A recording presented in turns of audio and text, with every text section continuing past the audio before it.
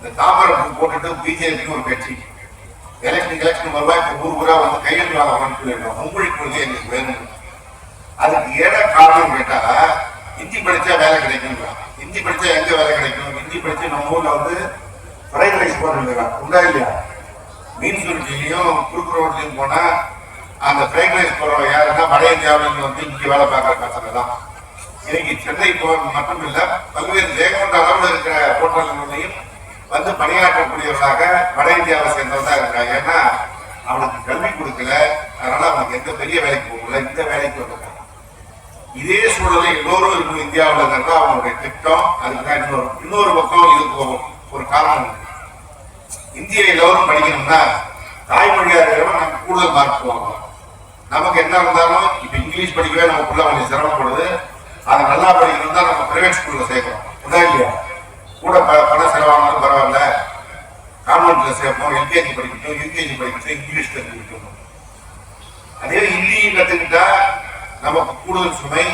வட இந்தியாவில் இந்தியை தாய்மொழியாக கொண்டவங்களோட அவன் 80 மார்க் வாங்கினா நம்ம வீட்டுக்குள்ள 50 மார்க் தான் வாங்கணும். அப்ப எதிர்காலத்தில் ஒரு வேலைக்கு போட்டித் தேர்வு வைத்தாலும் வட இந்தியாவுக்கு இருக்கிறவனுக்கு ஈஸியா வேலை கிடைச்சிடும். ஏற்கனவே நம்ம ஊர் பேங்க்ல வந்து மேனேஜரா இருக்கிறது யாரு? வட இந்தியாவில தான் வந்திருக்கான். நம்ம போய் நம்ம பணத்தை போட்டு பேங்க்ல பணம் எடுக்க போறோம். வட இந்தியாவை சேர்ந்தவங்க இருக்கிறான். போஸ்ட் ஆபீஸ்ல வட இந்தியாவை சேர்ந்தவங்க இங்க வேலைக்கு போயிட்டாங்க. ரயில்வே லைன்ல கண்ணாடி வேலை பார்ப்பாங்க. அங்கு பூரா வட இந்தியாவுக்கு கொண்டாந்து உட்கார வச்சுட்டாங்க. அரசாங்க சம்பளத்தை நம் வீட்டு வரிப்பணத்தை வாங்கி கொடுக்கிற வேலையெல்லாம் நம்மை போன்ற தமிழர்களுக்கு கொடுக்காம வட இந்தியாவுக்கான கொடுப்பதற்கான ஒரு முதல் படிக்கட்டு தான் இந்த ஹிந்தி மொழியை நம்ம திணிப்பது. தெரிஞ்சா வட இந்தியாவுக்கு போனா கையெழுத்து வாங்க வரலாம். அதுதான் நான் இவ்வளவு விளக்கமா சொல்றேன். அந்த கையெழுத்து வாங்க வந்தா பெண்கள் நீங்க தான் தைரியமா யாரையும் கேள்வி கேட்கக்கூடியவர்கள். நீ எதுக்கு என்கிட்ட ஒரு கையெழுத்து வாங்க? முதல்ல வட இந்தியாவில் இருக்கிற 3 மொழி படிக்க சொல்லும். அவன் தமிழை படிக்கட்டும், தெலுங்கு படிக்கட்டும்.